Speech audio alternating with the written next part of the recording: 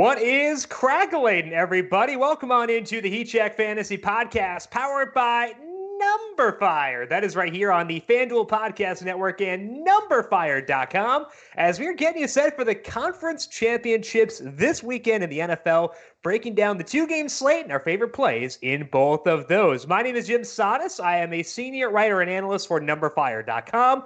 Joined here, as always, by Brandon Gadula. He is the managing editor for Number Fire. Brandon, it is the conference championships. We got Chiefs, Titans. We got Packers, 49ers.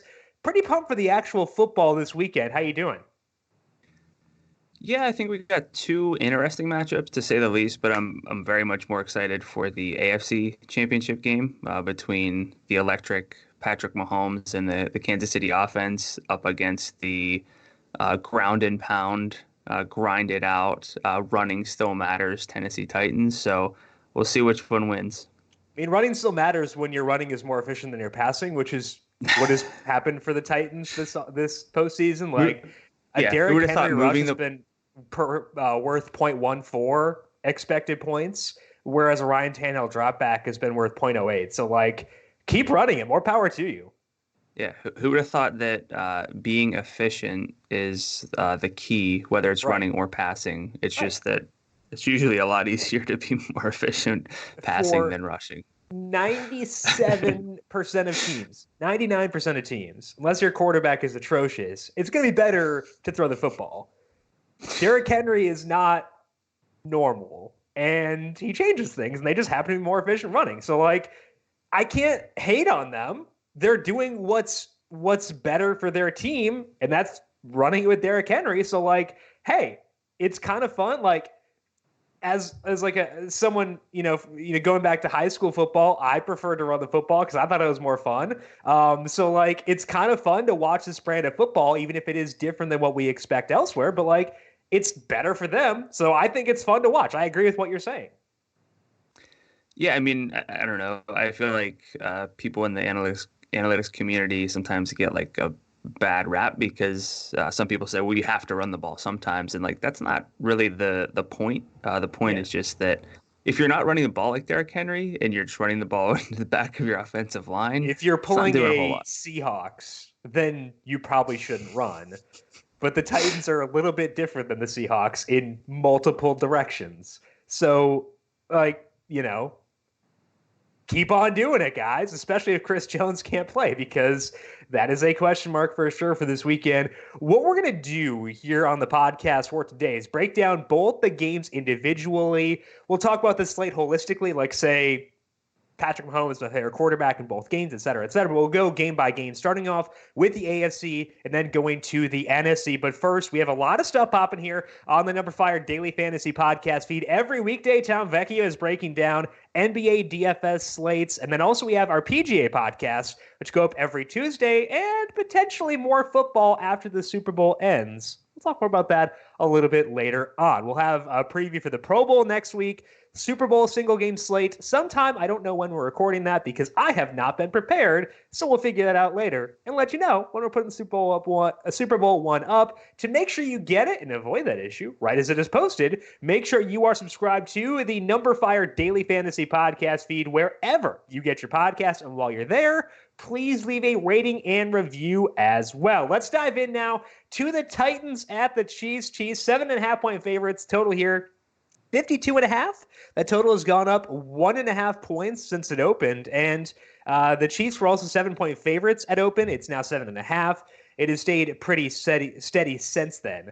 Injuries to discuss in this game. There are several relevant ones. The first one is Chris Jones. He mispracticed Wednesday due to an injury that forced him to miss last weekend's game. Apparently got hurt playing basketball in the locker room, which seems, ill-advised. His status is unknown. There was optimism he'd be able to play last week. He did not. Even though he missed practice Wednesday, I think the chances he plays are still better than 50-50, but definitely a big one to monitor throughout the weekend. Travis Kelce was able to get in a limited session Wednesday. He should be good to go. Adam Humphries practiced in a limited fashion on Wednesday. That's his first practice since he suffered an ankle injury that has forced him to miss the past 6 games. Not known whether he'll play this time, but could be noteworthy for the 15 times Ryan Tannehill decides to throw in this game. Brandon, we got a pretty big spread in favor of the Chiefs. What are your initial thoughts on this game? Yeah, the initial thoughts are that the Chiefs, based on the spread and just based on the teams, should play from ahead. But the initial thought cannot be fully fleshed out without realizing that the Chiefs are not a good run defense. Yeah. They're 28th in number fires, opponent adjusted efficiency. They are 23rd in yards before contact allowed, 31st in rushing success rate allowed to running backs. So, look, the game script doesn't set up for Derrick Henry, but we know that Derrick Henry is going to get, again, probably 30 carries unless they get blown out.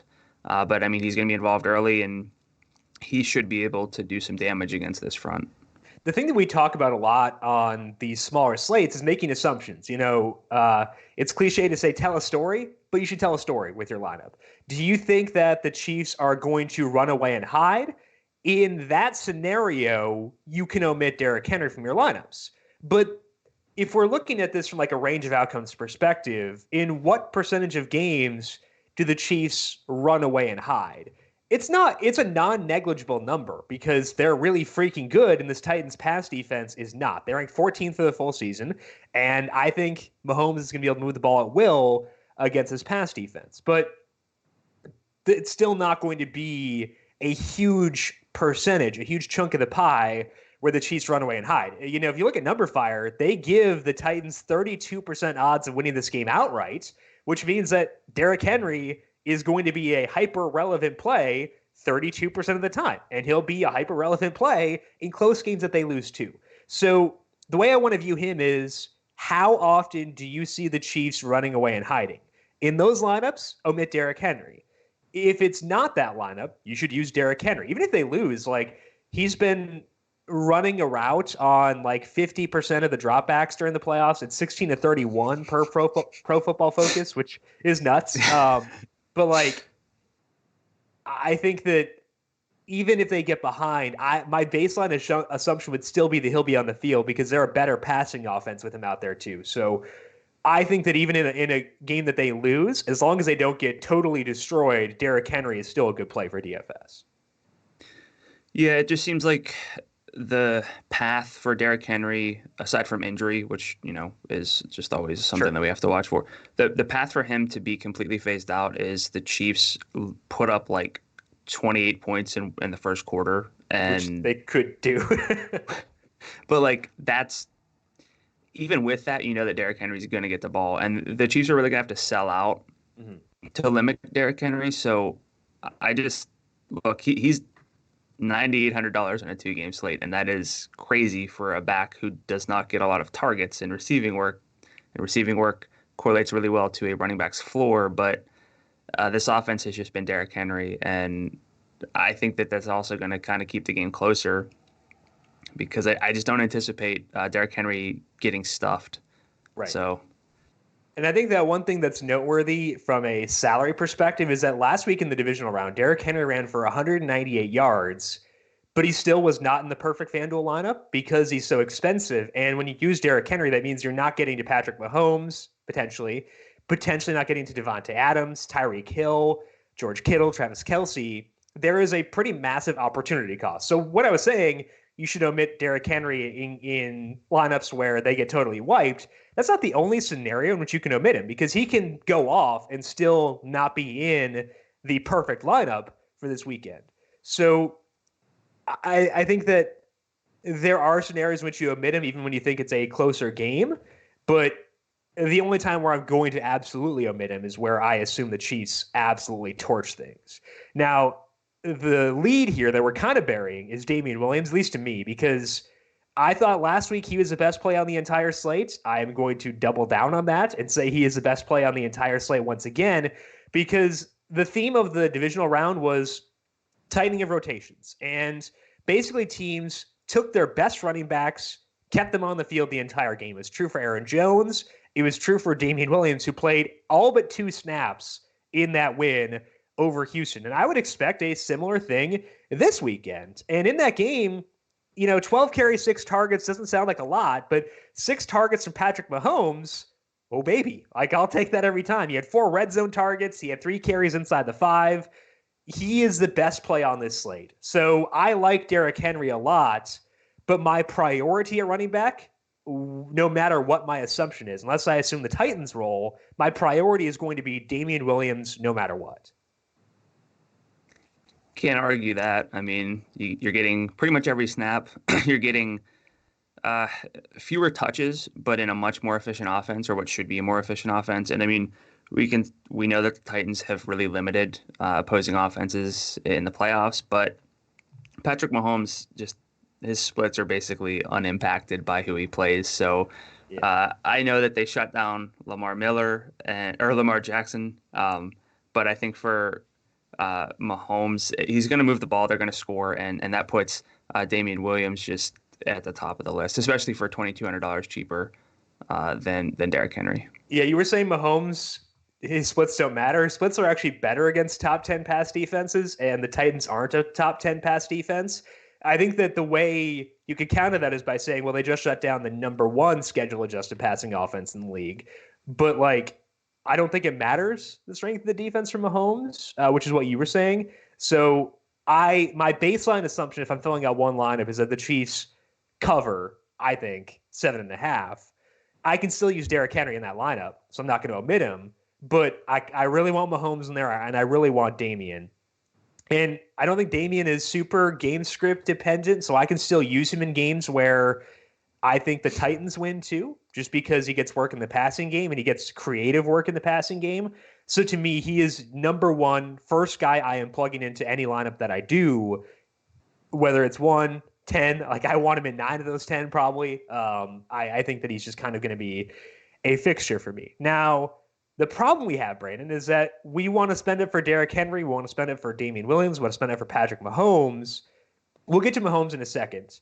Where do you see value in this game? Value, I mean, I guess Sammy Watkins is one potential source. He is $5,200. He's got yardage concerns for most of the season. He had some downfield work last week. But I think that we could potentially go back to Corey Davis, or at least I went to Corey Davis last week. I've gone to and Corey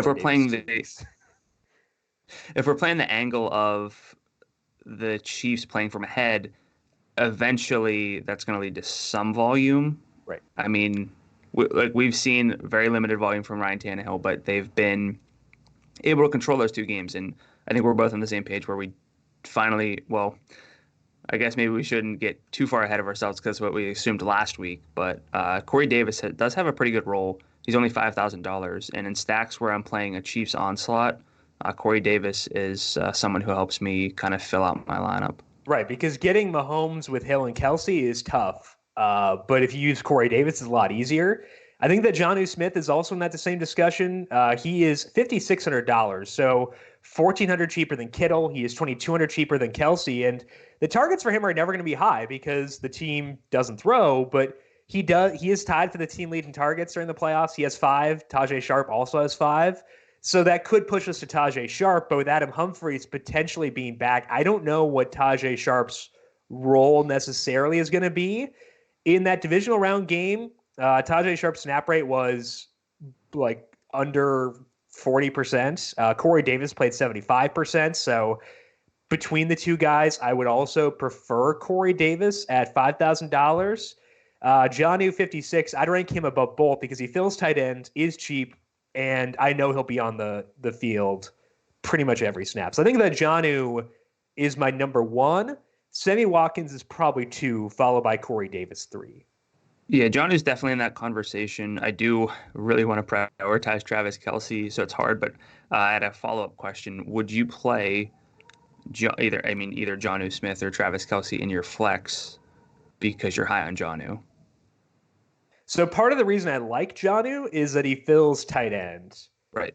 If you take that away from him, I might lean Corey Davis over Jonnu Smith. And Jonnu's a very talented player, and I know his snap rate will be higher. He can create after the catch, as we saw last week. He can get that cheek down. So there are pluses to Jonnu, but I might go. Well, I'd rank Watkins higher for sure, but I think I might rank Davis higher too. Is that the same for you? I probably would too. I mean, if I'm building, let's say, 50 or 100 lineups or something, I'm sure I'm going to have iterations where I like Jonnu Smith just as part of a correlation play from that Chiefs onslaught, but I don't really think that's a priority for me. And Davis is actually $600 cheaper than Jonnu Smith. So Yeah, all things considered, I would probably go Davis over Jonnu still. I think I would too. Let's talk about Adam Humphries here because he's missed 6 games. The problem is that before he got hurt, his snap rate in the 2 games prior to that was 22.6% and 38.3%. 5 total targets in those 2 games. His role wasn't that good, but what he did was kind of give rise to Tajay Sharp becoming something in this offense. Like, we're talking all relative here because they don't throw. But let's assume Humphries plays. Would you use him or Sharp or neither? Probably, I mean, realistically, neither, but also realistically, Tajay Sharp at $4,700 is in play on a 2-game slate, especially on like a single game set. Like, these guys can score, and that matters. It's something that we've seen from the Titans. They can kind of spread out touchdowns a little bit, but as far as process goes, I don't really see it. And for Corey Davis being $300 more expensive than Tajay Sharp, it's really hard to sit here and say Tajay Sharp is going to be someone that I build into my lineups often. And if we're talking about the 2-game slate, you've got Watkins there, obviously, from this game, but also Emmanuel Sanders is 55. Kendrick Bourne has a role. He's 54. Alan Lazard, if he's healthy, which it sounds like he is 51. Jake Kumerow set at 47.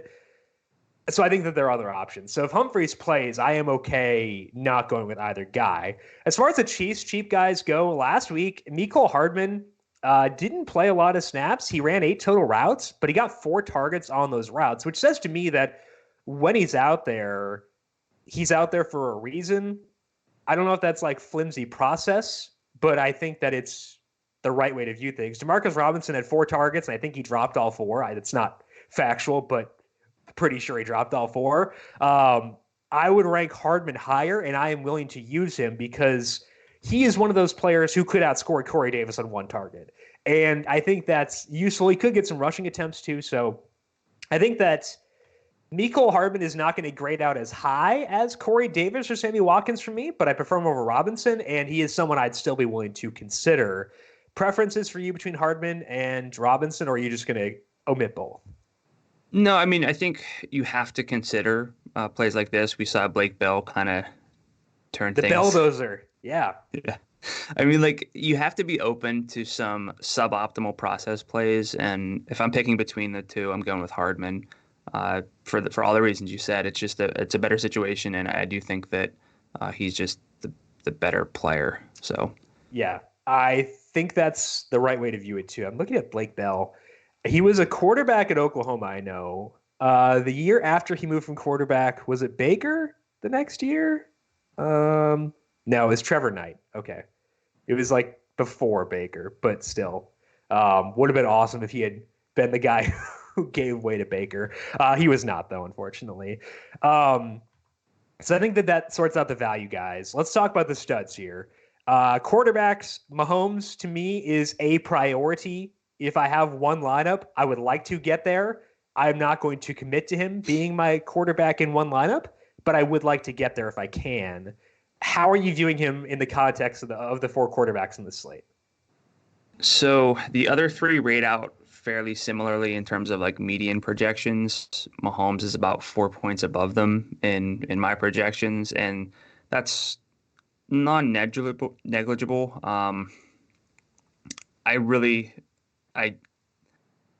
I can't sit here and say that I am okay not having Patrick Mahomes in a single lineup because I think his floor and his ceiling are just unmatched by anyone else on this slate. We'll talk about the Packers 49ers game in a second, and I kind of have a lot of concerns with that one. So I think that if you're building one lineup, you really should attempt to get Mahomes in there, even if you're struggling at another position. I think it depends on the assumption you're making within that lineup. Because if you assume that both the Chiefs and the 49ers cover, I want Mahomes. Because that means that Rodgers and Tannehill will probably struggle. it means that Garoppolo probably won't have much volume, in which case Mahomes is kind of the only guy. However, if you assume both these games are at least close, then I think it's okay to not go with him and go Garoppolo, because if it's close, then I kind of want to get in the three bell cow backs with Damian Williams, Derrick Henry, and Aaron Jones. But that's only if I assume both games are close. So if I assume that both teams cover, the favorites cover, I want Mahomes. If I assume both games are close, then I'm okay dropping down to Garoppolo, I guess is the way that I view it. Any differences for you there? No, I mean, Garoppolo would be the second place I look, but I'm just sure when things go that way, but that's just not kind of how I'm assuming things are going. My initial baseline Right. for the 49ers game is that they run the ball well and they don't throw the ball a lot. And so with that, I think Mahomes is a firm priority, which I know is not like a strong take, but I also don't want to say, you know what, you don't have to get there because you can play anybody else. I don't really view it that way. I think that considering salaries, Mahomes is 1 in a tier by himself. Garoppolo is 2 in a tier by himself. Tannehill and Rodgers are, well, I'd put Rodgers above Tannehill, but they are in the third tier together to me. So Mahomes, Garoppolo, and then Rodgers, Tannehill? Yes, correct. That's where I am. Okay. Let's talk about the studs in this game, specifically Tyreek Hill and Travis Kelce. I'm going to make you choose one. You don't have to choose one because you can use both together, if you want to. I'm going to make you choose, though. Who do you choose if you can only have one between Tyreek Hill and Travis Kelce? It's got to be Kelce, I think, for me. Tennessee's 30th in target success rate allowed to tight ends on the year. Kelce's just had a dominant workload in 6 post-bye games. He has a 30% target share. That's 9.5 targets per game. If you narrow the focus to the 3 games with Damian Williams of late, he still is at 29% of the targets. He gets downfield work because he fills tight end, and he just has. There comes such a huge opportunity cost at tight end because Travis Kelce can drop 20, 25, 30 FanDuel points. Only one other tight end on the slate has that potential, and his team has massive volume concerns for me. So for the opportunity cost alone, I'm going to go with Kelce. I think it's Kelce over Kittle for me because of the game environment. But if I'm choosing between Hill and Kelce, I kind of want Tyreek Hill because he's $7,400. I think that he will be less popular this week than Travis Kelce will be, given what happened last week. And if you look at the games they have played with Hill, Mahomes, and Watkins healthy this year, Hill has 44% of their deep targets. That's a really massive number. And the reason that his target shares are inflated when you look at that sample is because it includes a game before their bye week earlier in the year where Tyreek Hill got 19 targets, which could be an outlier, but that 19 target game came against the Titans, and they don't really have an answer for him defensively. So I want to get Tyreek Hill in there.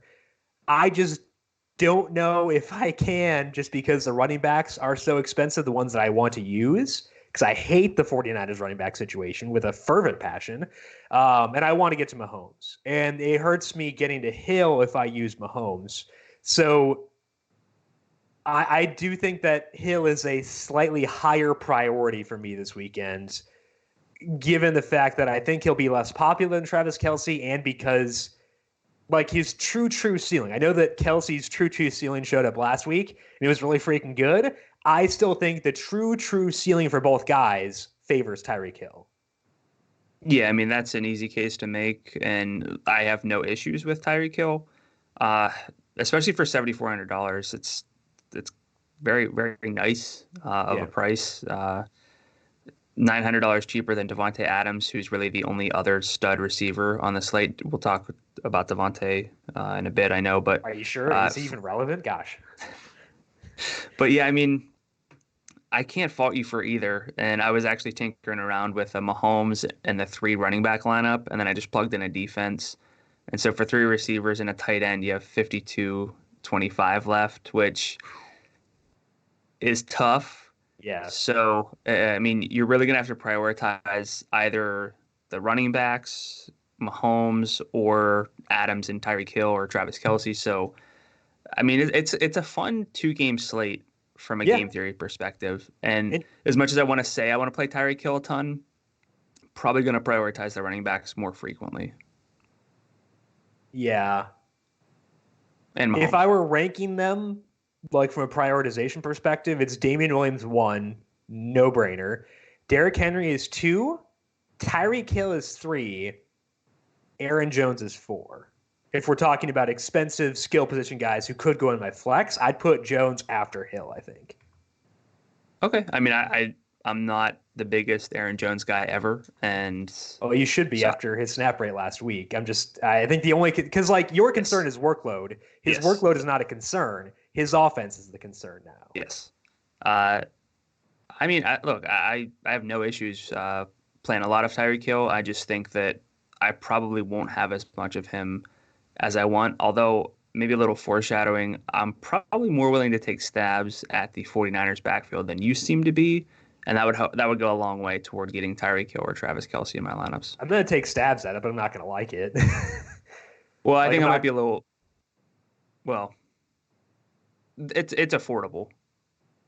Yeah, in theory. Any other thoughts? No. You? That part's not in theory. That part is true. It's just in theory of whether it works out or not. Sure, whatever. You can think that. Any other thoughts for you on this game before we move on to the other one? I mean, we should probably talk about like A.J. Brown and Ryan Tannehill. Kind of glossed over. I talked about Tannehill. You can talk about Tannehill if you want. Nah, I mean, what about A.J. Brown for you then?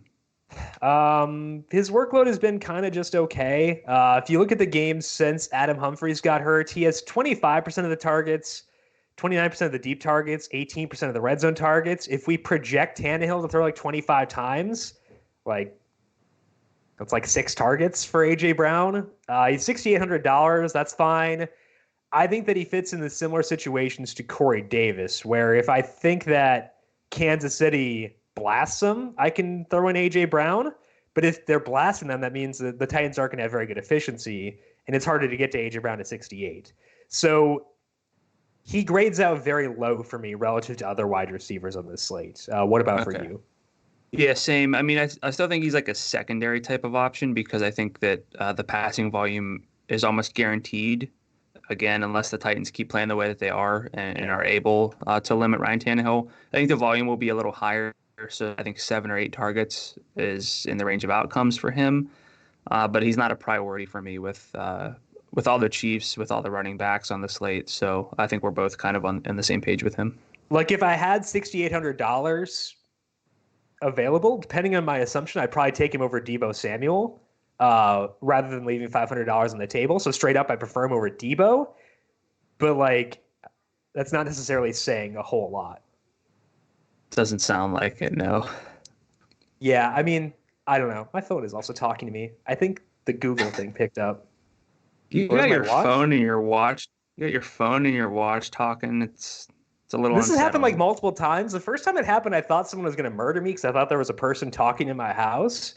But it's been my phone. And if a podcast has like a Google ad, my phone picks it up every time, and it's just very annoying. Also, do you keep your phone in your pocket while you podcast?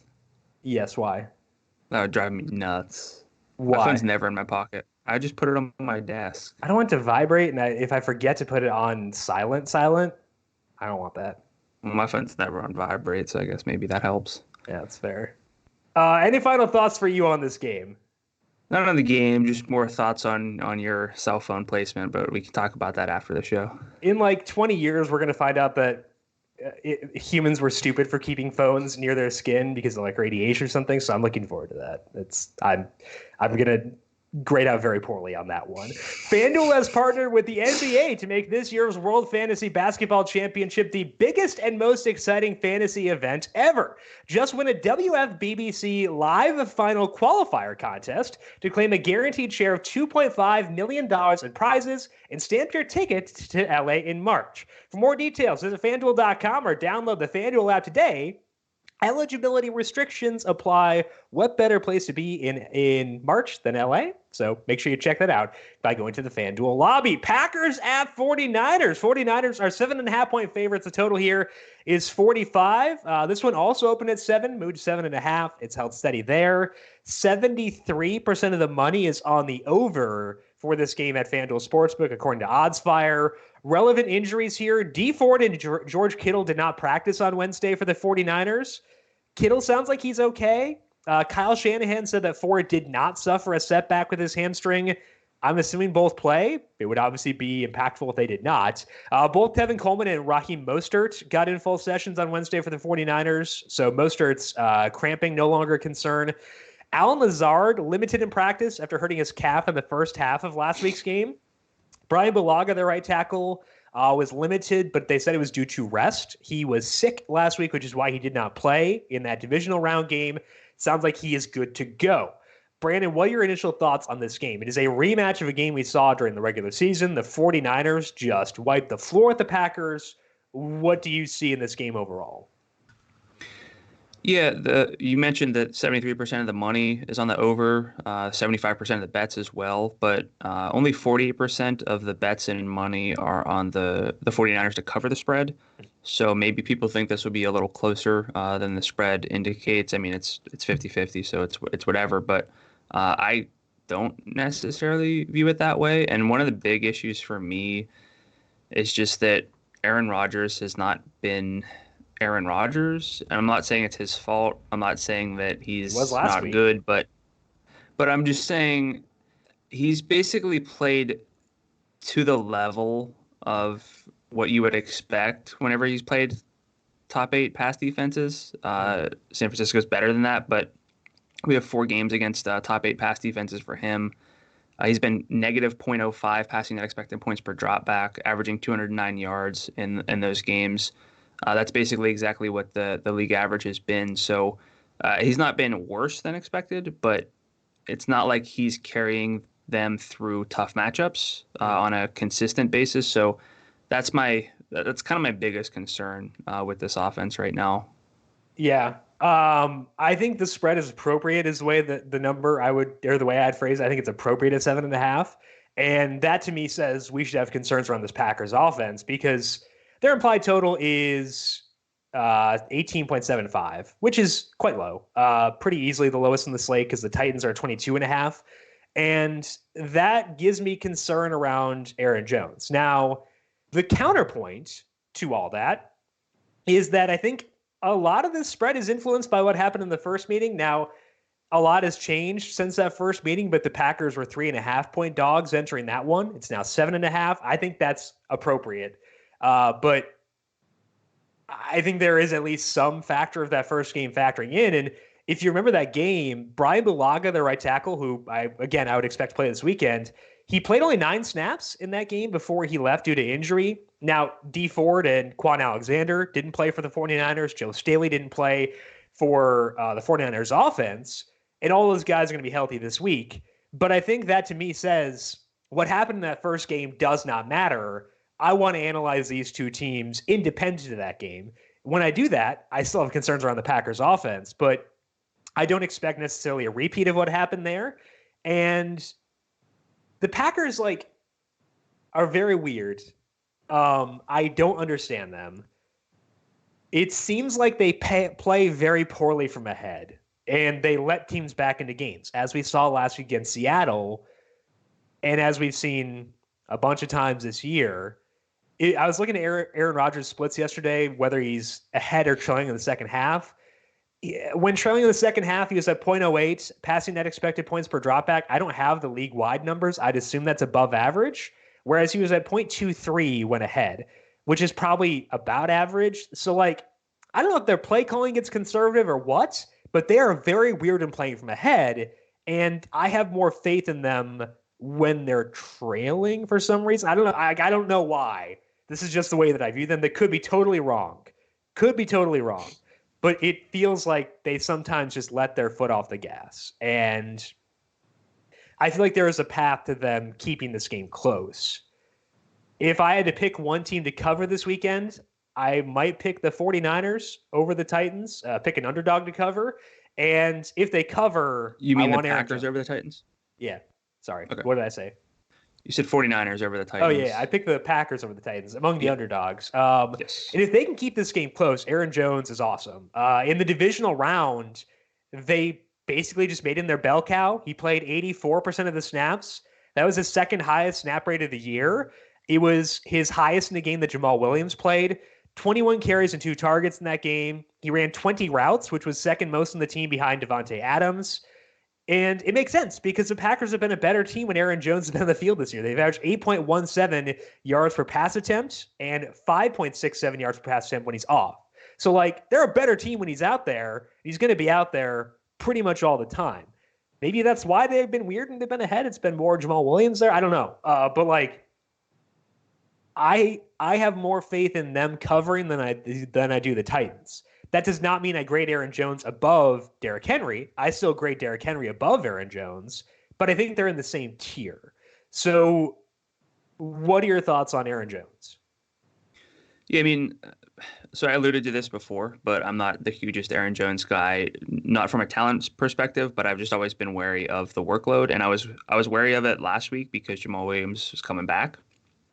But now that we saw Aaron Jones play 84% of the snaps, like you said, he's not Aaron Jones anymore. He's like not that, Aaron. It's not a different player. Yeah.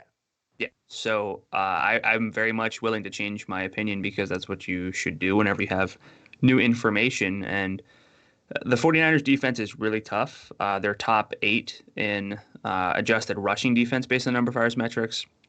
They're 8th there, and they're 2nd against the pass. But if you look at success rate allowed to running backs, they're 18th. So he could kind of maybe get some space.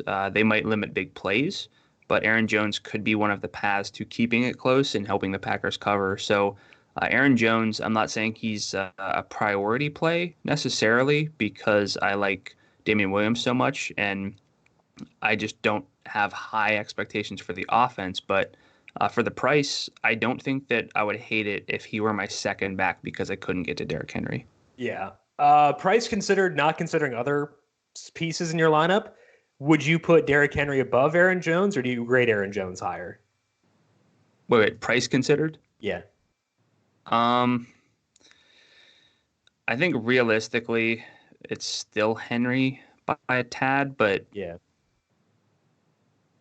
it's also realistically tough to play Derrick Henry because of what else it does to your lineup. So I do put him higher. I think he's the better per dollar play, but that doesn't mean that I will actually end up with more Derrick Henry than Aaron Jones, even though I would want to. Yeah, I think that's probably the right way to view it. And I'm in there too, where overall, like, if I could choose, I'd pick Derrick Henry, but I might wind up with more Aaron Jones. And again, I think the Packers have, in my mind, better odds of covering than the Titans. I would expect Derrick Henry's efficiency to be a lot better than Aaron Jones's, but still, I'd go Aaron Jones or Derrick Henry over Aaron Jones. What are your thoughts on this? Jones is a NASCAR driver, right? Yeah, he is. Okay. He's been very kind to me. I'm a big fan. Hey man, I said Lamar Miller. I've done that like twice this year, but I love both of Lamars, so it's whatever. 38% best ball exposure to Lamar Miller. Yeah, I think that's still haunting me. Yeah. Okay, so let's talk with the Packers offense as a whole.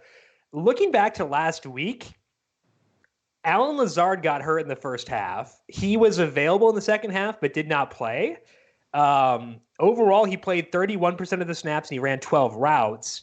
Despite the fact he didn't play the second half, he still ran the same number of routes as Geronimo Allison. He ran the same number as Robert Tonyan, ran more than Jay Sternberger, and ran 3 fewer than Jay Kumaro. Given that Lazard got into limited practice on Wednesday, I am inclined to go right back to him at $5,100. And I think that he's not Manny from a value perspective is a god in a tier of his own. But I think that Lazard is in the Watkins-Davis range, and I'd probably put him above Corey Davis. Where does Allen Lazard grade out for you among the cheap wide receivers? Probably. So we're not including Sanders in this? No, unless you view him differently than I do, where I view that he's like amazing. Like, I think he's the number one. By a mile or just slightly? Comfortably. Yes. I Okay, can say cool. that So much. omit him. Okay. So then I think I'm with you. Watkins, because of the offense's expectations there, Mhm. then Lazard, then Davis. So I think we're Yes. on the same page. But yeah, I mean, if Alan Lazard's like good to go, that's at $5,100, that is a very nice price to get some value. I mentioned if you play Mahomes and the three running backs and a defense, you're at like 52. If you Yep. play like I'm not trying to give out like a whole lineup or anything, but like someone You can like get Alan there. Lazard Yeah. has a lot of value if that's kind of what you're trying to like force in. Right. So And like that's why we were talking about guys like Mecole Hardman and Jake Kumaro and all those guys, is because if you get someone for 47, it's a lot easier to make that lineup. And I want to make that lineup at some point. So there's value in those guys. I think that Lazard is pretty solid. Now, that's not to say I won't use Jake Kumaro. Kumaro ran 15 routes last week, played 47% of the snaps. That was second most among the wide receivers. So Kumaro would also be in my rotation. I prefer Lazard, though. Are you going to have any Jake Kumaro lineups? yeah, because we're limited on options, and something that I like to do is kind of rotate in values so I can Yeah. build like a lineup shell and kind of cycle through some stuff. Yeah. But yeah, I mean, you mentioned that he was second on the team in routes. Just for context, in terms of percentage, Devontae Adams ran 97%. Then it was Kumaro at 50% of the routes.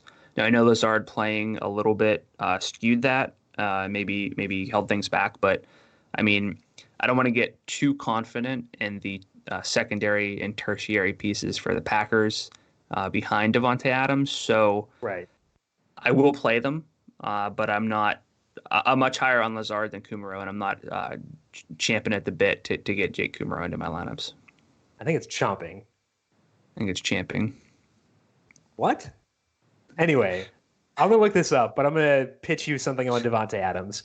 Okay. Should we include the running backs in this discussion too? I think that we should include the running backs Okay. because they're all expensive. So where does he grade out relative to the running backs to you and Tyreek Hill and Travis Kelce? So Devontae against Hill, Kelsey, and the running backs. Yeah. Um, it's probably the running backs. So like especially Damian. Then I'm still gonna put Kelsey there, and then that's tough because he's expensive. He's more expensive than Hill, so I'd probably put him behind Hill, Okay. despite his massive workload. Yeah. Did that I answer your agree. question? It was a lot for me to. No, you're right. No, you're right. I agree. I think Damian's one. I think that Derrick Henry is still two. Tyreek Hill three. Devontae Adams four. So I put Devontae ahead of Aaron Jones just because I still think the 49ers cover here. And if they cover, the odds that Adams pays off are higher than the odds that Jones pays off. So I would go Devontae above Aaron Jones among the guys here. Let's say you've got 10 lineups. Any Aaron Rodgers in those 10? Um, begrudgingly, yes, but probably like one. Yeah. I might Not. not get there if I only have 10. I will do more than 10, so I will personally have Aaron Yes. Rodgers. But like if I were doing a limited pool, I don't think I'd get there just because I think I want to focus on Mahomes and Garoppolo there. But if I'm doing more than 10, I can make more assumption lineups. And if I assume this game shoots out as opposed to the Kansas City Tennessee game, then Rodgers is probably going to play a pretty key role in that.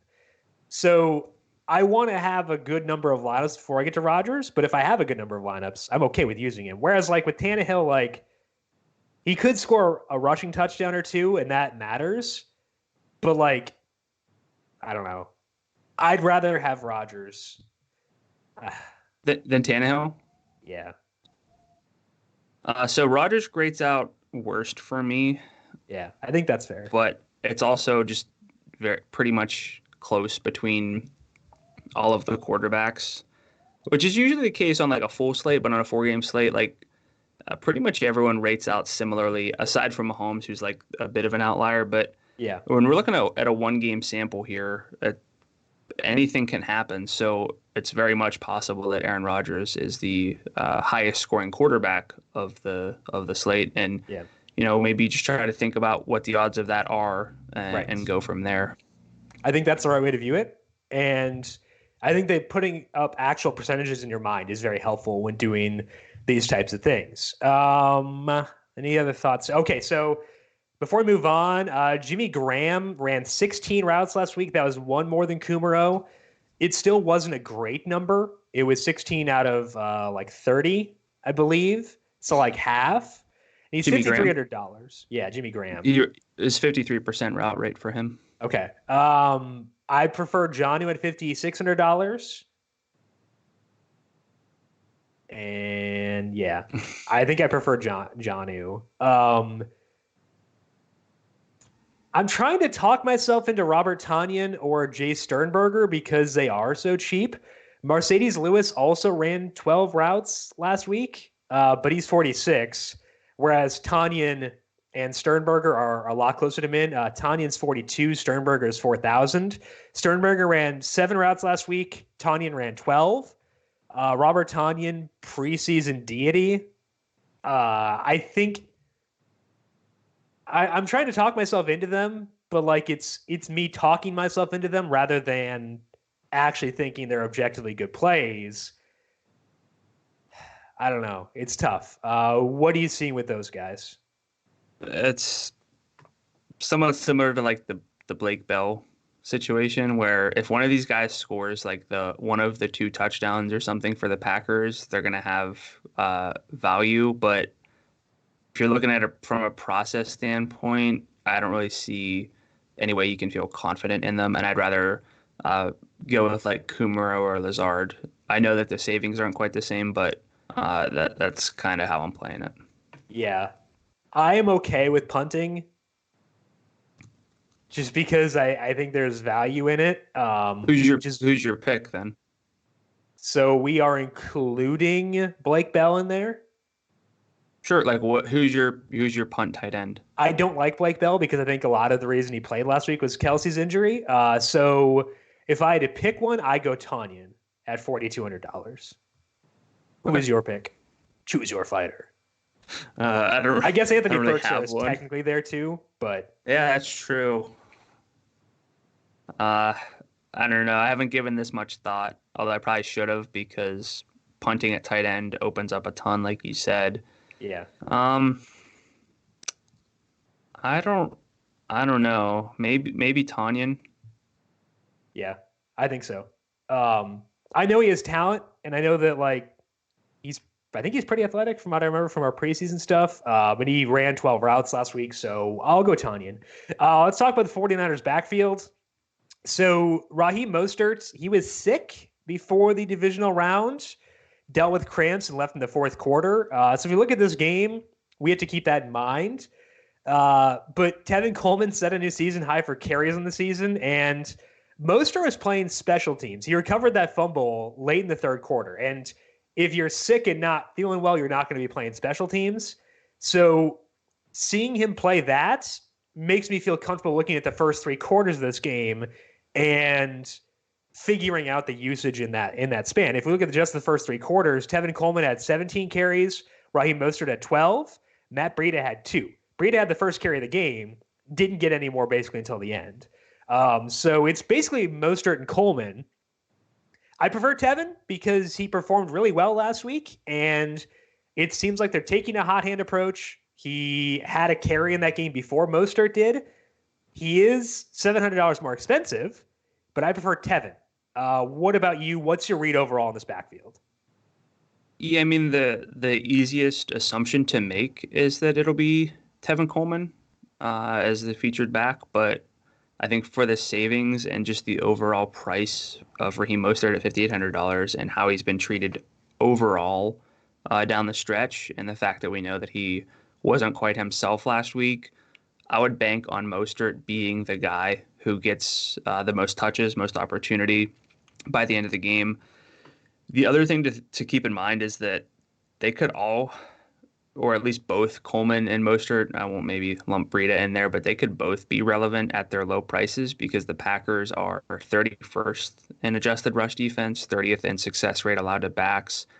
We know that the 49ers are okay taking the ball out of Jimmy Garoppolo's hands and just using the running backs. So Mostert at $5,800 is an enticing play to me. So is Tevin Coleman. And I think, again, Coleman makes the most sense based on what we saw last week. But Mostert, he could be stepping into a similar role to what he had. We don't know. So I think he is one of the most interesting plays of the entire slate. So when he wasn't dealing with a sickness in week 17 in a game that they wanted to win and did win, Mostert's snap rate was 54%, Tevin's was 30%, Matt Breida's was 16%. That would favor Mostert. I think Mostert was like right around 55% for like 3 or 4 games to end the season. He was at like 70.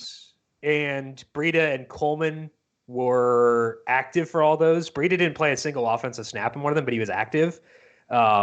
But he was 54% effectively for 4 straight games. Yeah.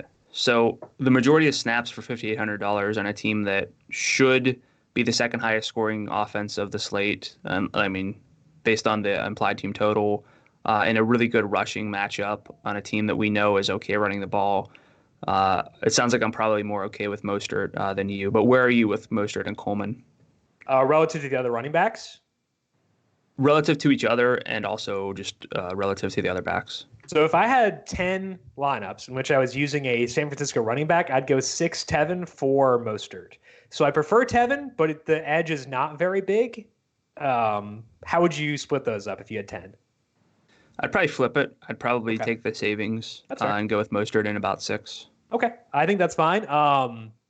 The problem that I run into is that there is a decent chance none of them pay off because the workload is so spread out and because none of them really catch passes. And for that reason, I am ranking all of them beneath the other 3 bell cow backs on this slate. And if I'm spending down, I'd rather spend down at wide receiver than at running back. So although I am okay with Tevin Coleman, I am okay with Raheem Mostert, I'm going to have less of them than I have the other 3 running backs on this slate. I don't blame you, but I think that Mostert is higher to me than he is for you. And I would maybe toy around with saving at either maybe I don't flex a running back, which I don't typically do on a full slate, but it's on this slate, it's very viable to go wide receiver in the flex. And I did it a lot last week too, but I'm going to do it again this week. Yeah, so I'm going to mess around with like Damian and Mostert as my 2 running backs and just see what happens from there. Yeah. That already sounds fun to me because we know that Mostert could emerge with what Tevin Coleman had last week, 22 carries, like 100 yards, a touchdown or 2, like that for that price. And it's not really unrealistic to think that he gets that workload again. Yeah. I think the way I'm viewing these guys, to conclude my side here, is I am figuring out the percentage of times that the 49ers roll and then dividing up Tevin and Mostert based on that. They can pay off occasionally without rolling, and I think that that's worth noting. So, like, I'm not just going to omit them when I don't make that assumption, but I'm going to have a lot less of them. So figure out the percentage of times that the 49ers roll and figure out the percentage of times I think that Mostert's lead back versus Coleman. I mean, also there are 5 running backs who you can feel somewhat confident in, and it's the top 3 in these 2, and then everyone else is like a complete dart throw for the most part. Yeah. So realistically, I just anticipate having more of these 2 than I would want, but I'm actually kind of okay with it because of their lower prices and the matchup. Yep, I think that's fair. Like, I'm going to use them. I just don't feel great about it. Right. Let's talk about the 49ers passing offense. Already mentioned that Garoppolo is my number 2 quarterback. Part of that's because I value variance, and I know he could flop like he did last week, but if the touchdowns break in his favor, the yardage and volume don't matter as much. So I like Garoppolo. He's the cheapest quarterback on this slate among the starters, unless you want Manny Wilkins or Marcus Mariota. But I think that when looking at this passing offense, I think that Emmanuel Sanders is one of the best receivers on the slate, potentially the best when you consider salaries. I think that Hill is in that discussion as well. But Manny in the games where he and Kittle have been active this year, 20% of the overall targets, 33% of the deep targets. The reason he did nothing last week is because they ran 97 times. He had two targets in the first 5 plays and then had none the rest of the game. So when they were scripted plays, Emmanuel Sanders got targets. And for $5,500, I think that's valuable. So I like Manny quite a bit. I am okay using him in the lineups where I assume that the 49ers roll, whereas I am not okay using Debo in that scenario. What are your thoughts overall on this passing offense? So, I mean, to start with Garoppolo, he's been efficient for most of the season. The concern is never really efficiency with him. It's the volume, and quarterbacks don't need volume necessarily to have good fantasy games. They need efficiency. But if he's throwing the ball fewer than 25 times, that really can kill this passing offense. What helps is that they've concentrated the targets in 9 games with both Kittle and Sanders. You mentioned Sanders at a 20% target share. I have Kittle at 30% and Debo at 19%. So even though the volume hasn't been great, it's at least concentrated, which hasn't always been the case throughout the season until they got Manny and kind of really whittled things down. But I think Sanders, if you take a step back and you're trying to build your favorite lineups, I think Sanders is like a default number 1 type of play just because he's so cheap and has such a good role on an offense that's favored and should be able to move the ball. Yeah, I think that if I have one lineup, I mentioned I'm locking in Damian. I think that Manny Sanders is the second guy I put into that lineup. That's kind of the way that I'm viewing him. George Kittle, I mentioned that I have him below Travis Kelce because I value game environment a lot. And I think the game environment for Kansas City will be a lot better than the one for San Francisco. I also think the passing volume will be better. Kittle missed practice again Wednesday. So there are a lot of reasons why I prefer Travis Kelce.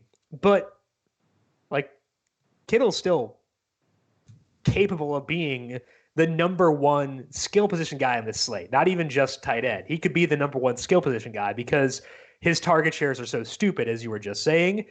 He scores touchdowns. He gets yards after the catch. He can be really good. I just think that he's below Kelce.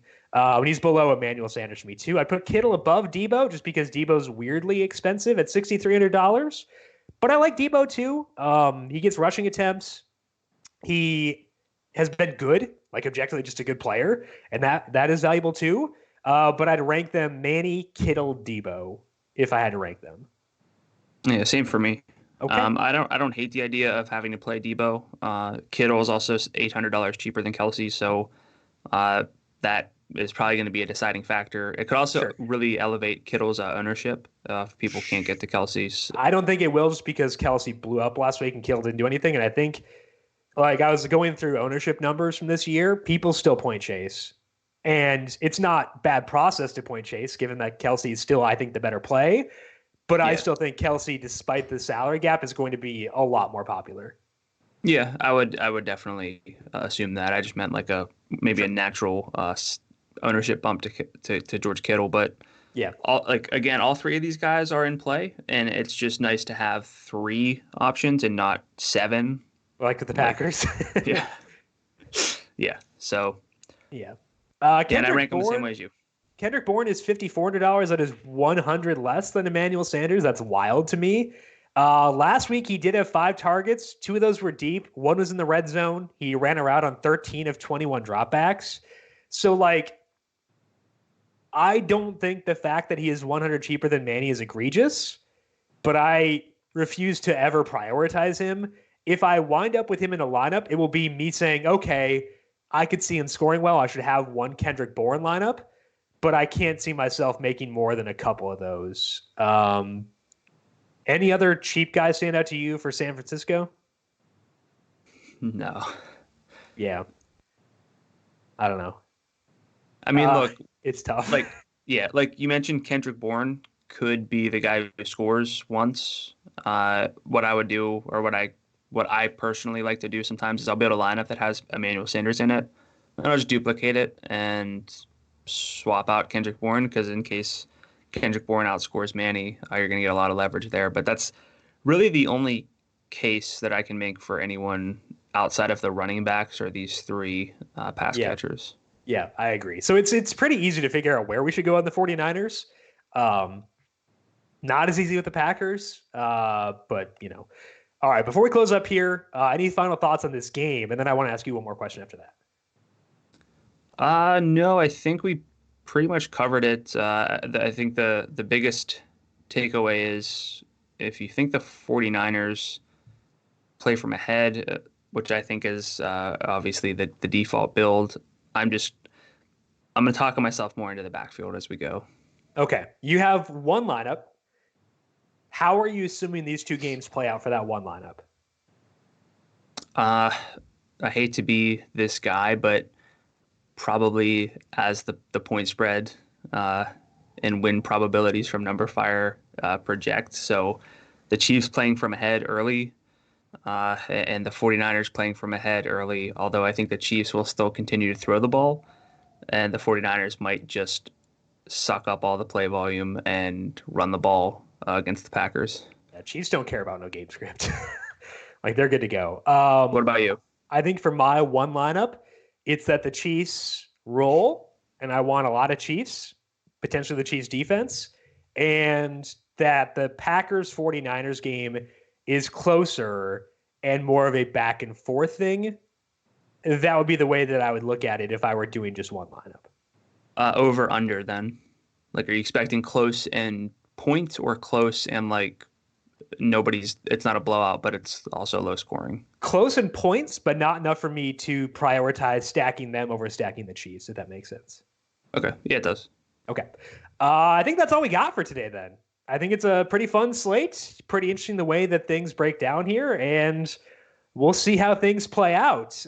We will be back next week to break down the Pro Bowl because heck yeah, man, let's go. We'll have a Super Bowl podcast at some point. Who knows? So make sure you are subscribed to the Numberfire Daily Fantasy Podcast feed to get those right as they are posted. Brandon, good luck to you. Where can people find you on Twitter? I'm at Gadula13, GDULA13, and it is champing at the bit, by the way. Is it? I mean, I guess chomping is becoming more acceptable because people misuse it, but what does champing at the bit even mean? Like, can I get a Merriam-Webster ruling on this? One definition of a bit is a metal mouthpiece used for controlling a horse, and the definition of champ is to bite or chew noisily.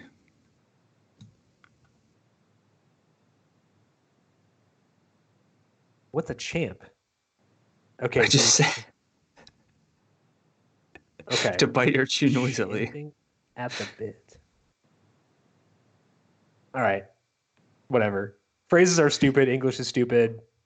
Almost hablar en español. That is all we have for today. I am at Jim Sannes, JIMSANNES. You can also follow the FanDuel Podcast Network at FanDuel Podcast. Big thank you to Calvin Theobald for running the video side of things here for today. Thank you, Cal, as always. And thank you to everyone for tuning in. Good luck with your DFS lineups for the conference championships. And we'll talk some Pro Bowl with you next week. This has been the Heat Check Fantasy Podcast powered by Numberfire.